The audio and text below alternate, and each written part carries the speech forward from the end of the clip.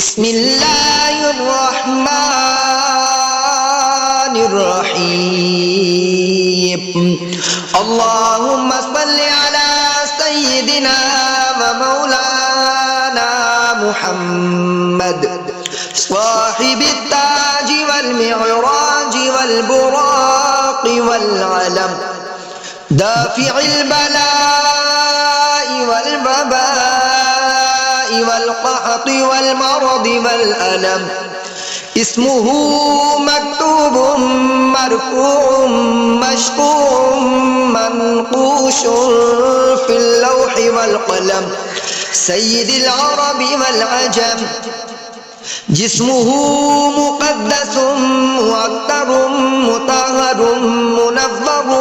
في البيت والحرم شمس الضحى بدر الدجى صدر العلا نور الهدى كافي الورى مصباح الظلم جميل الشيم شفيع الأمم صاحب الجود والكرم والله عاصمه وجبريل خادمه والبراق مركبه والمعراج سفره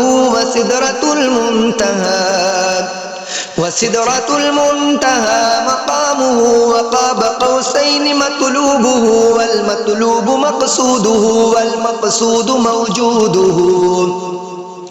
والمقصود موجوده سيد المرسلين خاتم النبيين شفيع المذنبين أنيس الغريبين رحمة للعالمين راحة العاشقين مراد المشتاقين شمس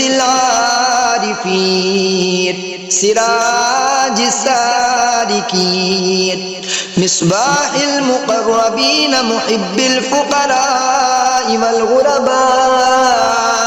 والمساكين سيد الثقلين نبي الحرمين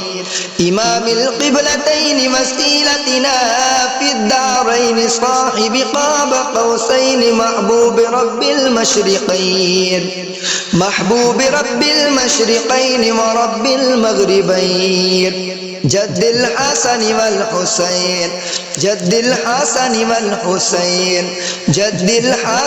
والحسين مولانا ومولى الثقلين أبي القاسم محمد بن عبد الله نور من نور الله يا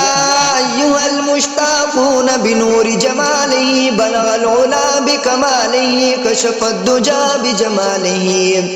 كشف الدجى بجماله حسنت جميع خصاله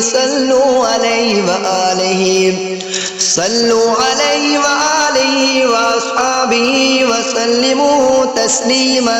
كثيرا